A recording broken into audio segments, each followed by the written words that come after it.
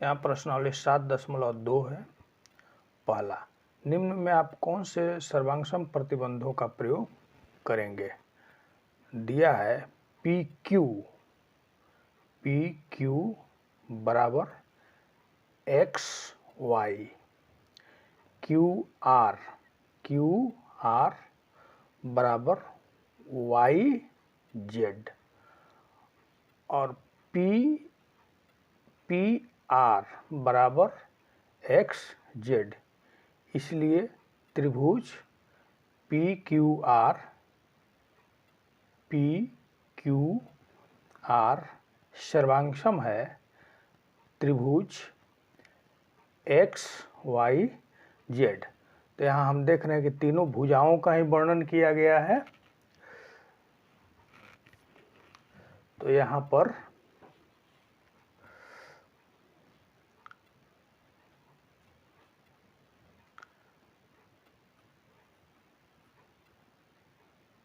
भुजा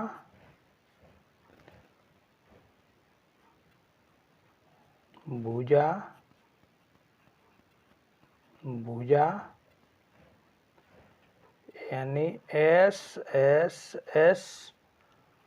प्रतिबंध लागू होगा। दूसरा दिया है ए बी बराबर एल एम, ए सी बराबर एन एल और कोण बी ए सी बराबर कोण एम एल एन। इसलिए त्रिभुज ए बी सी सर्वांगसम है त्रिभुज एल एम एन। तो यहाँ होगा भुजा कोण भुजा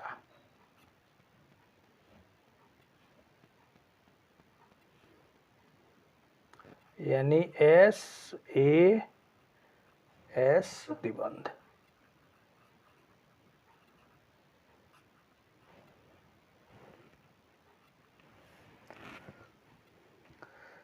तीसरा है एम एन बराबर पी क्यू,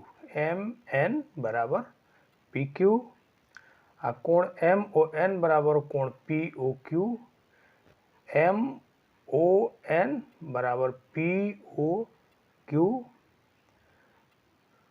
कोण ओ एन एम बराबर O P Q, O N M बराबर ओ पी क्यू। यहाँ हम देख रहे हैं कि एक भुजा है और दो कोण है। तो यहाँ पर होगा कोण भुजा कोण यानी ए प्रतिबंध। चौथा में कोण ए डी बी बराबर कोण ए डी सी बराबर 90 डिग्री, ए डी बी बराबर ए डी सी बराबर 90 डिग्री यानी समकोण है। ए डी बराबर ए डी दोनों में उभयनिष्ठ है। इसलिए त्रिभुज ए बी डी सर्वांगसम है ए सी डी। तो यहाँ पर होगा समकोण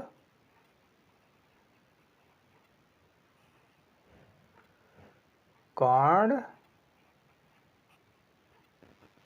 भुजा यानी RHS प्रतिबंध।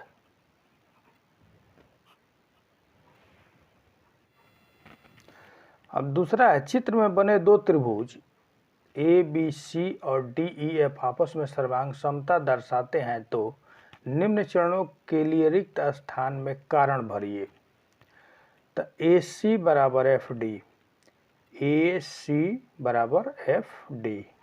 तो यहाँ इसका कारण हो जाएगा संगत भुजा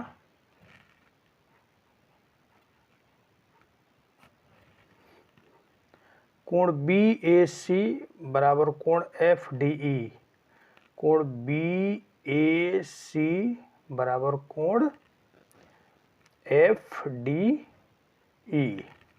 यहाँ हो जाएगा संगत कोण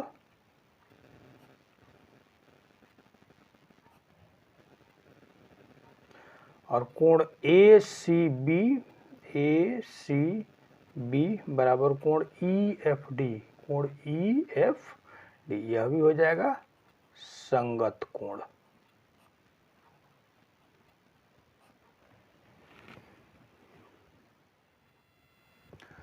तीसरा है, दिए गए चित्र में एक आधार AB पर बने दो त्रिभुज ABC और ADB में भुजा AC बराबर BD, AC बराबर BD और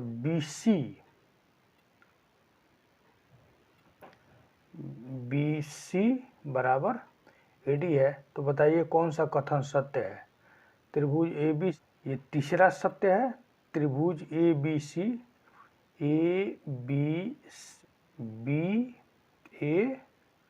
ABAD, इसमें तीसरा सत्य है। दिए गए चित्र में दिखाइए कि क्या त्रिभुज ABD सर्वांगसम BDC। आप भुजाओं को माप सकते हैं।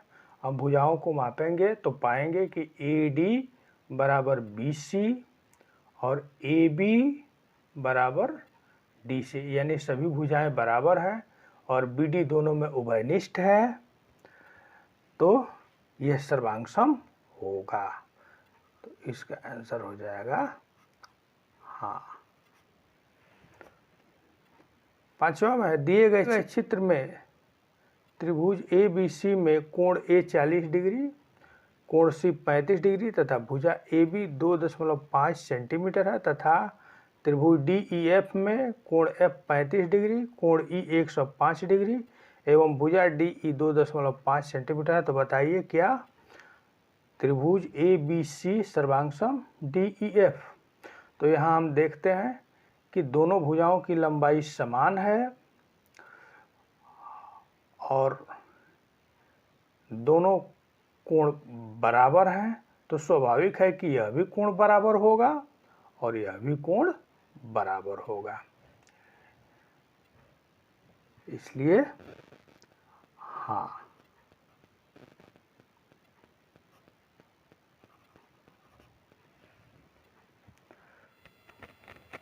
छठवां है, पहला भुजाओं को माप कर लिखिए।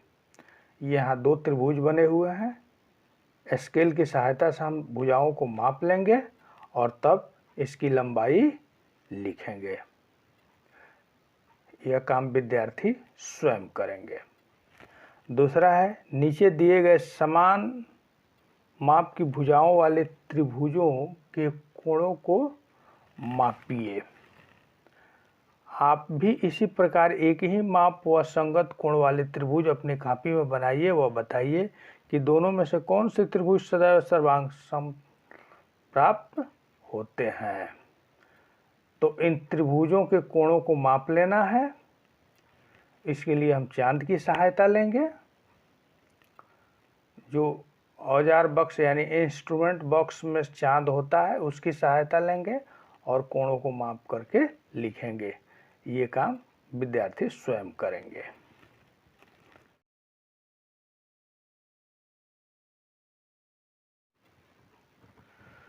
सातवां का फर्स्ट, इसमें त्रिभुज ABD और त्रिभुज ACD में AB बराबर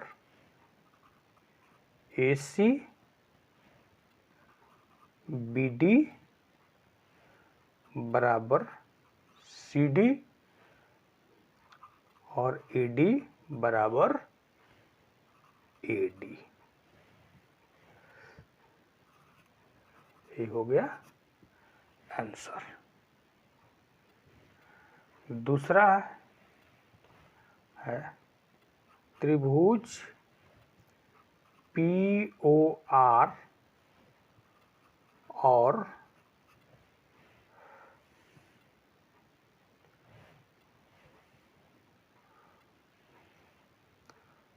त्रिभुज SOQ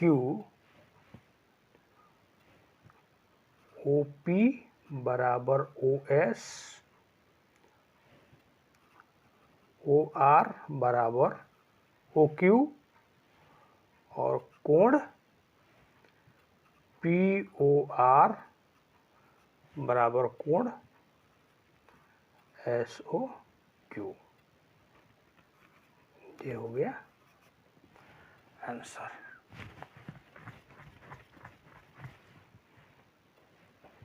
आठवां है नीचे कुछ सर्वांगसम त्रिभुजों के जोड़े दिए गए हैं, ये किस नियम से सर्वांगसम है लिखो।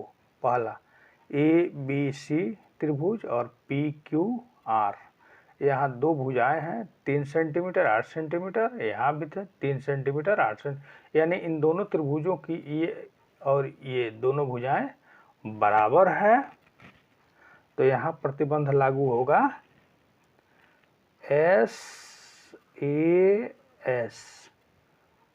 प्रतिबंध, यानी दो भुजाएं बराबर है तो इसके बीच के कोण भी बराबर हैं, तो SAS प्रतिबंध लागू होगा। दूसरा में दो त्रिभुज दिया हुआ है जिसमें तीनों भुजाओं का माप दोनों त्रिभुजों में बराबर है, यहाँ कोण का जिक्र नहीं है, इसलिए यहाँ S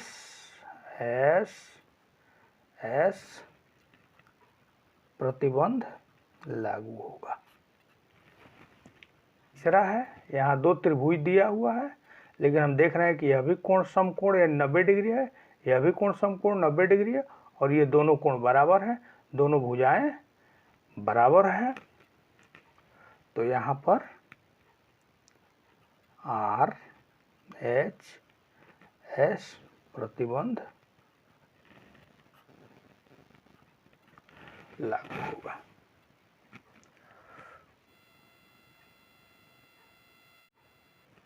नौवां है नीचे दो त्रिभुज दिए गए हैं, देखकर बताओ कि क्या ये सर्वांगसम है, हाँ नहीं। तो यहाँ 3 सेंटीमीटर है,